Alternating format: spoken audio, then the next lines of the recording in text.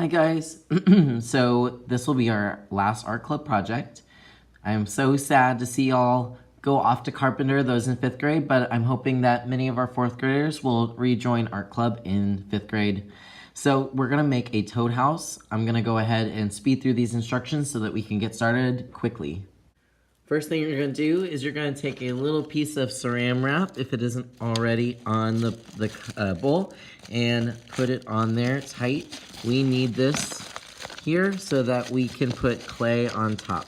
So if it's not sticking down, that's okay, but try to see if you can like massage it over the bowl. And remember, your bowl is gonna be up top like a hat. If it's sticking up, that's okay, it happens. Today, you're gonna receive a big ol' hunk of clay. The first thing I want you to do is, of course, squeeze it just like we do in class. This gets rid of some of the bubbles. You wanna make sure you get rid of these, otherwise it could explode in the kiln. We're doing this now so that we don't have to worry about it later. Also, we will not be painting these, so just consider what you might do with the clay once we put it on this bowl. Now, I'm gonna go ahead and place it on top of the saran wrap. Make sure you have that. Try to see if you can really smooth it out on top. We want to shape this into basically the same thing as Patrick's house in SpongeBob. So smooth it out all over, and it should start looking a little bit more smooth in a second. Now you want to avoid thinness. I know that this is a little bit thin because I'm starting to see the bowl through it. Just really kind of push it around. Squeeze it, push it until it feels about all the same all over. If you need more clay, that's okay. We will have a little place in the back of the room where you can get some more clay. But right now, I just want you to kind of watch and see what I'm doing. Just think about Patrick's house in SpongeBob. This could even be Patrick's house, but we're gonna make it for a little toad today. Now, of course, if you would like, we do have some water on the tables if you'd prefer a smoother look. I certainly prefer it, so that's an option for you too, if you'd like to smooth yours out. I'm gonna go ahead and smooth the whole thing and get it really nice and smooth. Now you want to start thinking about doors and windows. Now obviously it's a toad, so you don't need to make the door super big, but you have to think about the size of a toad that you'd see outside. I'm going to use this popsicle stick, and we'll have some tools on the tables for you to share. And I'm going to cut myself a little hole that the toad can go through to get inside, because you want them to get inside. So I'm kind of just scooping it out. And this also tells me if I made it thick enough. So I'm looking at the sides of the door I just made, and it looks pretty thick, so I think I'm gonna keep that the way it is. Now, generally the toads, they prefer these houses not to have windows. So you could just take the needle and draw yourself like a window or something, or you could cut it out, it's up to you. But chances are a toad will feel safer inside your house if there's just a door.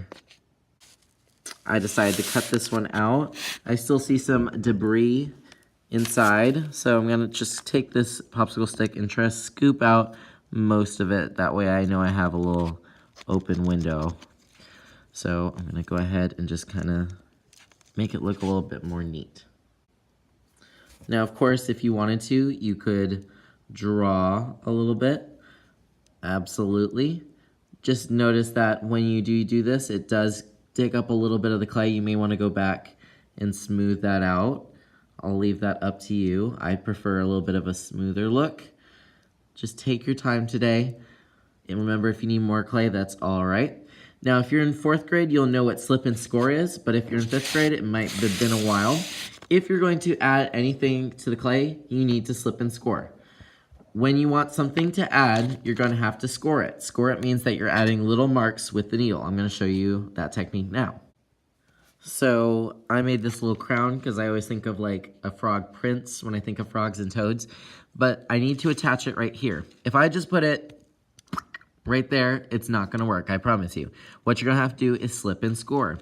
You'll have to score the surface where you want to put it. You have to put little marks. This is going to be like the glue.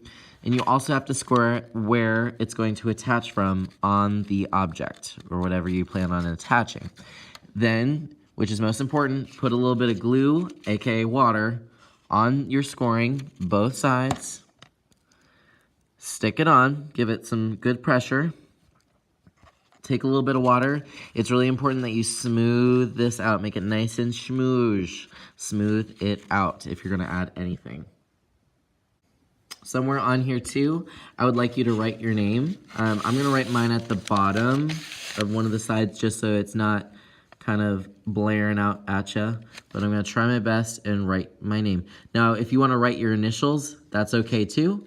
Just make sure that there's something that we know whose is who when we pick these up again next time. Remember, we're not gonna be painting these. The paint that we're using will wash off in the rain, and I don't wanna Mod Podge it because that's not good for the environment, and I don't want these toads to die. Okay, now that I'm done, I'm gonna take the extra clay, return it to the bag of clay at the side of class, and then what you're gonna do is return all of your materials. We'll have a little bucket, maybe in the back of the class too, once you're done. Unless your partner's using them, then obviously keep them on the table. If you could please today, take your clay creation and place it on the back counter so we can start letting it dry. This needs to dry, and then of course we need to put it in a kiln. I will hopefully have these back to you by next time, so fingers crossed that they'll all be dry by then. But when you're done, please leave it on the back counter. And then please use a wet wipe. I'll have those available too to clean your hands and clean your table.